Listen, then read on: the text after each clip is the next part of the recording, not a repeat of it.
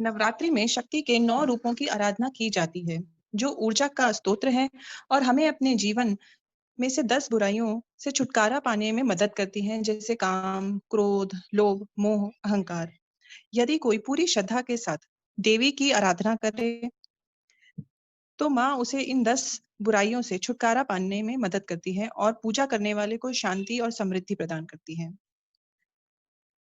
शक शक्ति का पहला रूप शैलपुत्री के नाम से जाना जाता है।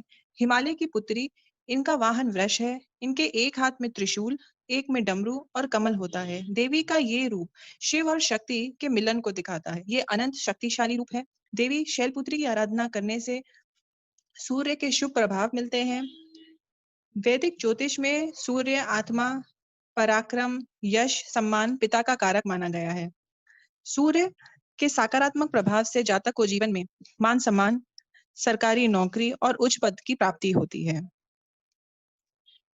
देवी का दूसरा रूप मां ब्रह्मचारिणी के नाम से जाना जाता है। भगवान शिव को पति के रूप में प्राप्त करने के लिए माता ने कई वर्षों तक तपस्या की, इसीलिए उनको ब्रह्मचारिणी कहा जाता है। ब्रह्म का अर्थ है तपस्या और चारिणी का अर्थ है आचरण करने वाली।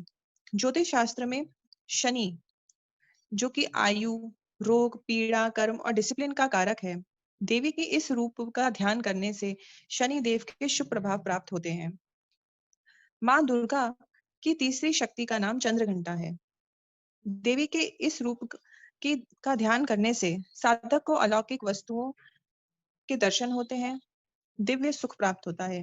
देवी का ये रूप ध्यान करने से कुंडली में चंद्रमा के शुभ फल मिलते हैं, जो कि मन, माता और धन का कारक है। व्यक्ति मानसिक रूप से स्वस्थ रहता है और मन अच्छे कर्मों में लगते हैं। नवरात्रि के चौथे दिन अष्टभुजा वाली देवी कुष्मांडा देवी के स्वरूप की पूजा होती है। इनके 7 हाथ में कमंडल, धनुष, बाण, कमल पुष्प, अमृत कलश, चक्र और गदा होती है और 8वें हाथ में सिद्धियां और नव निधियों को देने वाली जप माला होती है, जो गुरु ग्रह के प्रभाव को शुभता से भर देती है। नवरात्रि के 5वें दिन स्कंद माता की उपासना की जाती है, जिससे मंगल ग्रह के शुभ प्रभाव मिलते हैं। मंगल पराक्रम, साहस, शत्रु, भूमि का कारक है। स्कंद माता की उपासना करने से भक्त की सारी इच्छाएं पूरी होती हैं और परम सुख की प्राप्ति होती है। माँ दुर्गा का छठा रूप कात्यायनी नाम से जाना जाता है। इनकी उपासना कर और आराधना से भक्त को बड़ी आसानी से अर्थ, धर्म, काम और मोक्ष के फलों की प्राप्ति होती है और रोग, शोक, भय नष्ट हो जाते हैं। शुक्र ग्रह के सकारात्मक फल मिलते हैं। जीवन में भौतिक और शारीरिक सुख सुविधाओं का लाभ प्राप्त होता है।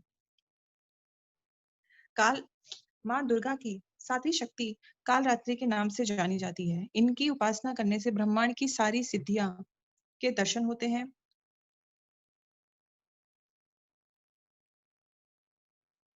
और सभी असुरी शक्ति इनके नाम के उच्चारण से ही भयभीत होकर दूर भाग जाती हैं। राहु देव के भी शुभ प्रभाव मिलने लगते हैं।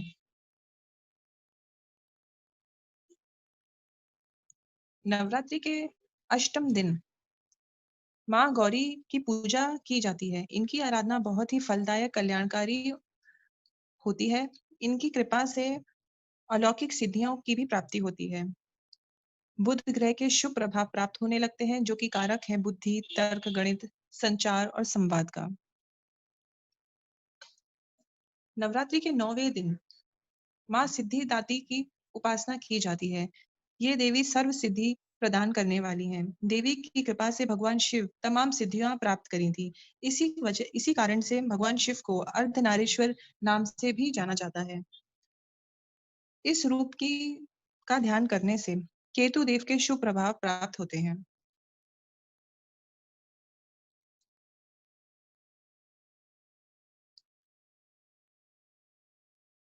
हम नवरात्रि मनाते हैं और माता के 9 रूपों की पूजा करते हैं, उनका आशीर्वाद की कामना करते हैं।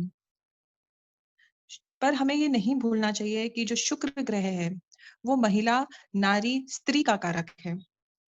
साथ ही में वो धन, संपत्ति, यश, सुख, सुविधा और सभी तरह की लग्ज़री का भी कारक है। तो यदि अगर हम नारी का सम्मान नहीं करेंगे, तो हमें जीवन में कहीं न कहीं संघर्ष और कठिनाई बढ़ती रहेंगी।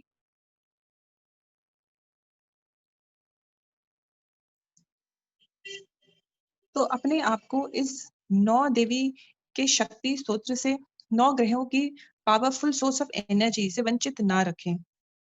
महिलाओं का सम्मान करें। घर में बेटियां होने से ऐतराज है। मोहल्ले में 9 देवियों की तलाश है। होती है कन्या भी माँ का ही रूप। इन्हें गर्भ में मार कर ना करो माँ को रुष्ट।